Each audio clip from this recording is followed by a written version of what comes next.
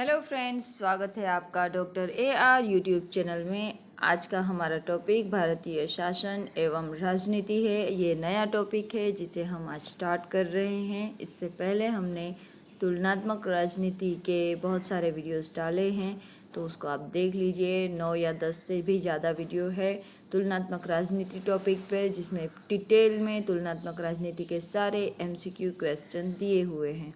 इससे पहले प्राचीन भारतीय राजनीति के सारे क्वेश्चंस दिए हुए हैं, आंसर उसके दिए हुए हैं। मतलब कि स्टेप बाय स्टेप चल रहा है। पहले प्राचीन भारतीय राजनीति, उसके बाद तुलनात्मक राजनीति। अभी हम 3rd चैप्टर ले रहे हैं जिसका नाम है भारत शासन एवं राजनीति। तो इस तरह से हम स्टेप बाय स्टेप पूरी राजनीति शास्त्र का MCQ क्वेश्चन लेंगे, इसीलिए आपको डरने की कोई ज़रूरत नहीं है। देखते रहिए डॉक्टर AR यूट्यूब चैनल और तैयारी करते रहिए। इसमें आपको टोटली मटेरियल उपलब्ध कराया जाएगा। पूरी कोई भी चीज़ कहीं से भी कट ना हो, उसका पूरा ध्यान रखा गया है कि जिसकी वजह से आपको तैयारी करने में कोई भी असुविधा ना हो। सारे टॉपिक्स समाविष्ट है, कहीं से भी आपको कोई भी टेंशन करने की ज़रूरत नहीं है। अगर आप नेट स्लेट की तैयारी कर रहे हैं, JRF की तैयारी कर रहे हैं, या फिर आप पॉलिटिकल साइंस सब्जेक्ट से कोई भी कंपटीशन में फ़ाइट कर रहे हैं, या फिर आप किसी भी कंपटीशन में फ़ाइट कर रहे हैं, आपका पॉलिटिकल साइंस सब्जेक्ट नहीं है, तो भी आप अगर कोई भी एग्ज़ाम क्लियर करना चाहते हैं तो उसमें पॉलिटिकल साइंस के बहुत सारे टॉपिक होते हैं। तो वो टॉपिक आप सर्च करके और वो वीडियोस आप देख सकते हैं। इसलिए सारे वीडियोस के हेडिंग जो है वो हमने उसके अंदर आने वाले सवाल जवाबों के अनुसार लगा रखे हैं, तो आपको सर्च करने में कोई भी प्रॉब्लम्स नहीं होगी। चलिए स्टार्ट करते हैं आज का हमारा video. Doctor AR YouTube channel पर बने रहिए, वीडियो को लाइक शेयर सपोर्ट कीजिए और बेल आइकन दबा दीजिए ताकि आपको सारे नोटिफिकेशन मिलते रहें। चलिए स्टार्ट करते हैं।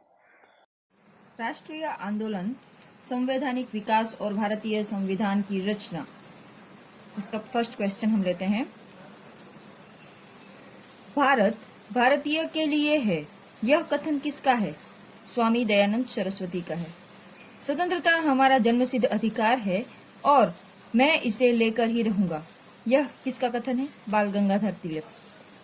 निम्न में से किस ने खिलाफत आंदोलन की शुरुआत की थी? अली बंधुओं ने, जिसमें अली बंधुओं में कौन कौन से अली बंधु थे? तो मोहम्मद अली, शौकत अली, ये दोनों अली बंधु थे कि जिन्होंने क्या खिलाफत आंदोलन की शुरुआत की थी। कांग्रेस का विभाजन निम्न में से किस अधिवेशन में हुआ था? सूरत अधिवेशन में कांग्रेस का विभाजन हुआ था।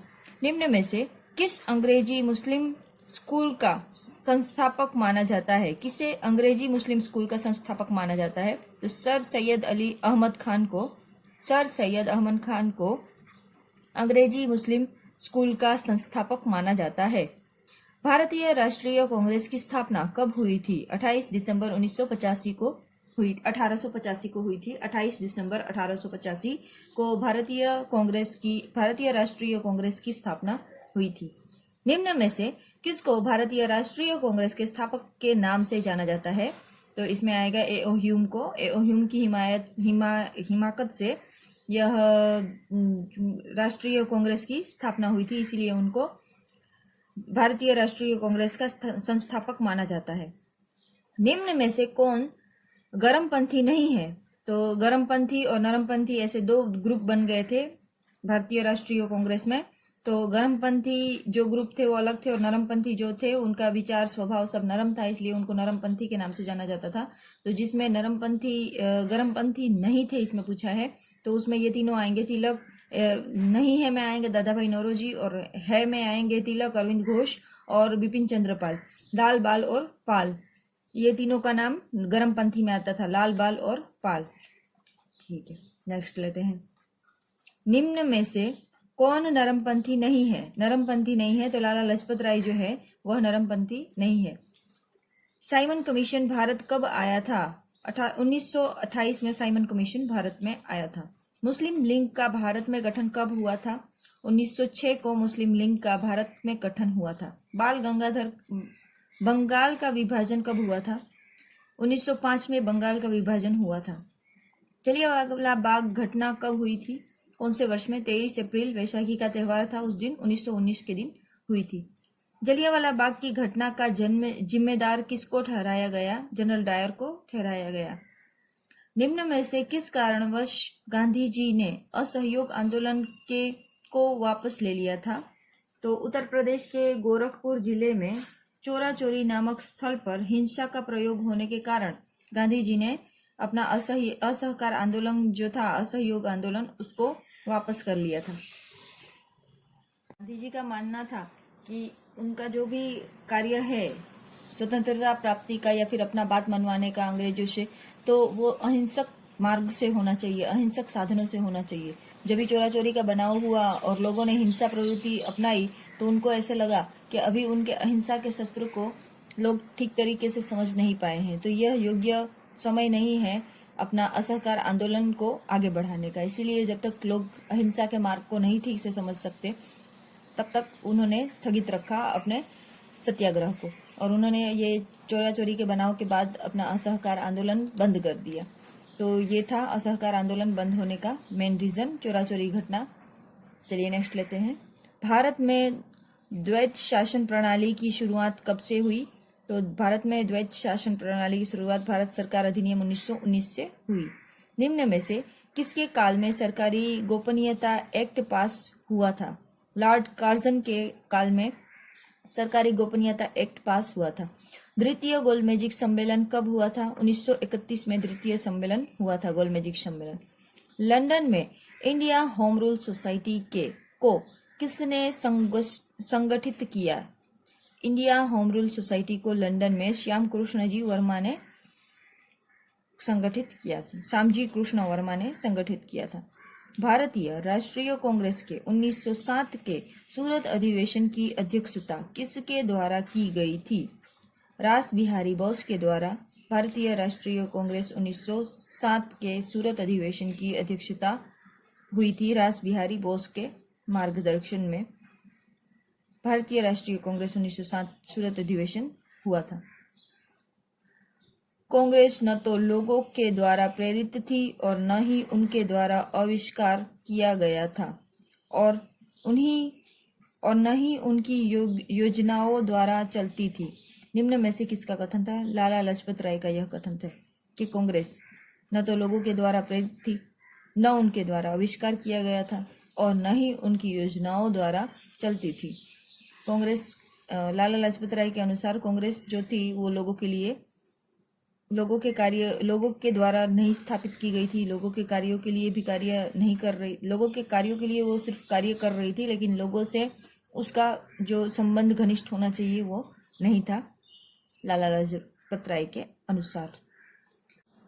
1907 के कांग्रेस विभाजन के बाद कांग्रेस की बागडोर किसने संभाली? नरमपंथियों ने संभाली। निम्न में से किस नेता को मुस्लिम लीग की स्थापना करने वालों में नहीं गिना जाता? मोहम्मद अली जिन्ना को मुस्लिम लीग की स्थापना करने वालों में नहीं गिना जाता है। अपने शुरुआती दौर में स्वदेशी आंदोलन का नेतृत्व निम्न में से किसको दिया गया था? S.N. बनर्जी और के मित्रा को शुरुआती दौर में स्वदेशी आंदोलन का नेतृत्व दिया गया था। अलीपुर घटना में अरविंद घोष की पैरवी किसने की? चितरंजन ने अलीपुर घटना में अरविंद घोष की पैरवी की थी। बंगाल विभाजन विरोधी आंदोलन के समय किसने स्वदेशी बंध समिति का गठन किया था? तो बंगाल विरोधी आंदोलन के समय अश्विनी कुमार दत्त ने स्वदेशी बंधव समिति का गठन किया था। स्वदेशी बंधव समिति अरविंद कुमार दत्त से गठित हुई है। पाथरदाबी का लेखक कौन था? तो पाथरदाबी नामक पुस्तक का लेखक शरद चंद्र चटर्जी थे। प्रथम विश्व युद्ध के काल में निम्न में से कौन सा आंदोलन लोकप्रिय हुआ था? स्वराज पार्टी का आंदोलन लोकप्रिय हुआ था। निम्न में से कौन सा क्रांतिकारी है जो जेल में भूख हड़ताल करते करते ही मर गया था। जतिन दास जो थे, उन्होंने जेल में भूख हड़ताल किया था अच्छा खाना न मिलने की वजह से। लोगों को बहुत ही बुरा खाना दिया जा रहा था कि जिसकी वजह से लोग वैसे ही बीमार पड़ जाए, तो इसलिए उन्होंने भूख हड़ताल किया था और भूख हड़ताल के दौरान ही उनकी मौत हो गई थी, जतिन दास की। मदन लाल धिगरा को 1909 में किस अपराध में ब्रिटिश सरकार ने फांसी दी थी? लंदन के भारतीय हाउस में सर विलियम कर्जन वाइली को गोली मारने के अपराध में मदन लाल धिगरा को 1909 में फांसी दी गई थी। 1919 में अखिल भारतीय खिलाफत कॉन्फ्रेंस का अध्यक्ष कौन चुना गया था? महात्मा गांधी चुने गए थे 1919 में। अखिल भारतीय खिलाफत कॉन्फ्रेंस का अध्यक्ष महात्मा गांधी थे 1919 में। खिलाफत आंदोलन के साथ निम्न में से कौन सा आंदोलन शुरू किया गया था? तो असहयोग आंदोलन जो गांधी जी ने शुरू किया था वो खिलाफत आंदोलन के साथ ही शुरू हुआ था। हिंदुस्तान रिपब्लिकन एसोसिएशन का गठन किस वर्ष हुआ था? 1924 में हिंदुस्तान रिपब्लिकन एसोसिएशन का गठन हुआ था। निम्न में से किस किसान आंदोलन से गांधी जी का संबंध था? तो चंपारण और खेड़ा, यह दोनों आएगा, ए और बी। एक यूरोपियन जिसने भारतीय राष्ट्रीय आंदोलन के लिए उत्साहपूर्वक कार्य किया तथा ब्रिटिश सरकार की यह कहते हुए आलोचना की कि ब्रिटिश साम्राज्य का बीज सड़ा हुआ है, हर क्षेत्र में भ्रष्ट है और अपने उद्देश्य में निरंकुश है, यह किसने कहा था? सिस्टर निवेदिता ने कहा था। सिस्टर निवेदिता जो थी वो ब्रिटिश सरकार की आलोचना की थी। वो पत्रकार ने भारत के राष्ट्रीय आंदोलन में उत्साहपूर्वक उन्होंने अपना सहयोग दिया था और उन्होंने ब्रिटिश सरकार की कड़ी आलोचनाएं की थी, सिस्टर निवेदिता। निम्न में से कौन सा सुझाव नेहरू प्रतिवेदन में नहीं था? उपनिवेश राज्य का सुझाव नेहरू प्रतिवेदन में नहीं था, बाकी के ये तीन थे। किसने दीपावली डिक्लेरेशन बनाया और कब? 1940 में लॉर्ड लिनलिथगो ने 1940 में लॉर्ड लिनलिथगो ने दीपावली डिक्लेरेशन बनाया था 1940 में। भारतीय मुस्लिम लीग निम्न में से कौन सा अखबार निकालता था? तो भारतीय मुस्लिम लीग इकबाल नामक अखबार निकाला था। यह सुव्यवस्थित अराजकता जानी जाती है। यह सुव्यवस्थित अराजकता जानी चाहिए और इसके बाद अगर पूरी तरह से नियमविहीन हो जाएगा तो इस खतरे को मैं ले सकता हूँ। यह गांधी का प्रवचन था कि यह सुव्यवस्थित अराजकता जानी चाहिए और इसके बाद अगर पूरी तरह से नियम विहीन हो जाएगा तो इस खतरे को मैं ले सकता हूँ। मतलब कि इन्होंने अंग्रेजों को जाने के लिए कहा था। अंग्रेजों ने कहा कि आपका जो देश है वो नियम विहीन हो जाएगा, तो उसके संदर्भ में गांधी जी ने ऐसा कथन दिया था कि आपका सुव्यवस्थित अराजकता जो है उसको हम भगाना चाहते हैं। यह सुव्यवस्थित अराजकता जानी चाहिए और इसके बाद अगर पूरी तरह से देश नियम विहीन हो जाएगा तो भी इस खतरे को मैं ले सकता हूँ। भारतीय राष्ट्रीय कांग्रेस ने निम्न में से किसमें भाग लिया था? केवल द्वितीय गोलमेजिक सम्मेलन में। भारतीय राष्ट्रीय कांग्रेस ने ना तो प्रथम गोलमेजिक सम्मेलन में भाग लिया था, न ही तृतीय सम्मेलन में भाग लिया था। ओनली द्वितीय गोलमेजिक सम्मेलन में ही भारतीय राष्ट्रीय कांग्रेस ने भाग लिया था। कम्युनल अवार्ड जब घोषित हुआ उस समय ब्रिटेन का प्रधानमंत्री कौन था? रामजे मैकडॉनल्ड थे। रामजे मैकडॉनल्ड जब कम्युनल ऑर्डर घोषित हुआ था उस समय ब्रिटेन के प्रधानमंत्री थे। किस वर्ष अखिल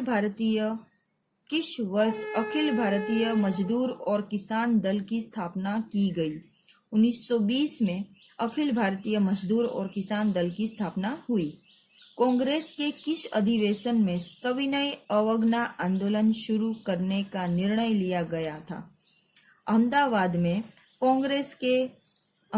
के कांग्रेस अधिवेशन में सविनय अवज्ञा आंदोलन शुरू करने का निर्णय लिया गया था। आजाद हिंद फौज की स्थापना कब हुई थी? 1942 में आजाद हिंद फौज की स्थापना हुई थी। आजाद हिंद फौज की स्थापना कहाँ हुई थी? सिंगापुर में हुई थी। हम गंगा यमुना का पवित्र जल पीते हैं। हम दोनों भारतीय भूमि की पैदावार खाकर विजित हैं। हमारा जीवन मरण एक दूसरे का साथ है। निम्न में से किसका कथन था? सर सैयद अहमद खां का यह कथन था। 1897 के विद्रोह में मथुरा विद्रोह का नेतृत्व किसने किया था? अजीमुल्ला ने मथुरा के जगह पर मथुरा विद्रोह का नेतृत्व किया था। 1857 में जब ही हर जगह पर राज्य विद्रोह हुए थे तो उसमें छोटे छोटे गुट बनाकर हर कोई इस विद्रोह में शामिल हुआ था शासन के खिलाफ। तो उसमें अली मुल्ला ने मथुरा विद्रोह में अपना सहकार दिया था, मथुरा विद्रोह का नेतृत्व किया था। निम्न में से कौन से 1857 के विद्रोह के प्रमुख कारण थे? तो प्रमुख कारण में आएगा उपरोक्त सभी। तो उपरोक्त सभी आ रहा है तो इसमें ए हमने नहीं देखा, फिर से देख लेंगे। बी और सी देख लेते हैं। अंग्रेजों की शोषण नीति एवं करों में वृद्धि, भारतीय उद्योग धंधों का नष्ट होना, और इसमें ए है भारतीय किसानों, कारीगरों एवं लघु उद्यमियों की उपेक्षा एवं दमन। नेक्स्ट, किस वर्ष अवध को ब्रिटिश साम्राज्य में मिला लिया गया? 1856 को अवध को ब्रिटिश शासन में मिला लिया गया था। 1857 की क्रांति के तत्कालीन कारणों में से निम्न में से कौन से क्या थे? तो तत्कालीन कारण में सबसे मुख्य कारण जो था वो था चर्बी वाले कारतूस का प्रयोग। ये आपने मंगल पांडे मूवी अगर देखी होगी तो आपको पता होगा। इसमें गाय और सुअर के चर्बी का प्रयोग किया गया था। एक ऐसा कारतूस बना था कि जिसमें ये दोनों जानवरों के चर्बी का प्रयोग हुआ था। और ये दोनों जानवर जो है वो हिंदू और मुस्लिम दोनों मान्यता के अनुसार एक महत्व रखते हैं। हिंदू के अनुसार गाय जो है वो माता होती है, इसीलिए वो इस चर्बी से बना कारतूस नहीं उपयोग करना चाहते थे। और मुस्लिम जो है उनके लिए सुअर बहुत ही नापाक जानवर होता है, बहुत ही खराब जानवर होता है कि जिसका नाम लेना भी वो लोग पाप समझते हैं। तो ऐसे नापाक, ऐसे गंदे जानवर का चर्बी का प्रयोग किया गया था ये कारतूस बनाने में। और ये कारतूस जो था उसका उपयोग कैसे करना था? तो मुंह से तोड़ के उसको करना था। तो यह चर्बी से बना कारतूस जो था वो मुंह से तोड़ के और उसका बारूद उसमें अपने पिस्तौल में, अपने गन में डाला जाता था। तो इसीलिए इस कारतूस के बने इस कारतूस को उपयोग करने से भारतीय सैनिकों ने अंग्रेजों को मना किया और इसी के विद्रोह में 1857 का क्रांति हुआ था। तो 1857 की क्रांति के लिए मुख्य जो तत्कालीन कारण था वो यह था कि चर्बी वाले कारतूस का प्रयोग। 1857 के विद्रोह के समय भारत का गवर्नर जनरल कौन था? तो लॉर्ड कैनिंग जो था 1857 के विद्रोह में भारत का गवर्नर जनरल था। जो संघर्ष अभी हमने देखा है वह एक स्थानीय परिद्रोह नहीं अपितु राष्ट्रीय युद्ध था। निम्न में से किसका कथन है? लॉर्ड कैनिंग का कथन था कि जो संघर्ष उन्होंने अभी देखा था, जो लोगों का विद्रोह देखा था, वो विद्रोह कोई स्थानीय विद्रोह नहीं था, लेकिन यह क्या था? एक राष्ट्रीय युद्ध था। यह लॉर्ड कैनिंग जो कि उनके साइड के हैं, अंग्रेज के साइड में है, उन्होंने जो उस समय 1857 के विद्रोह के समय भारत के गवर्नर थे, उनका यह मत था कि यह एक राष्ट्रीय लड़त थी कि जिसके जो असंतोष प्रजा का जो था वो इस लड़त में बाहर आया था। लॉर्ड कैनिंग का यह मत था। काउंसिल ऑफ इंडियन मल्टी पुस्तक के रचयिता कौन है जिसमें 1857 के विद्रोह का विस्तार से वर्णन किया गया? सर सैयद अहमद खां जो थे वो काउंसिल ऑफ इंडियन मल्टी का रचयिता थे।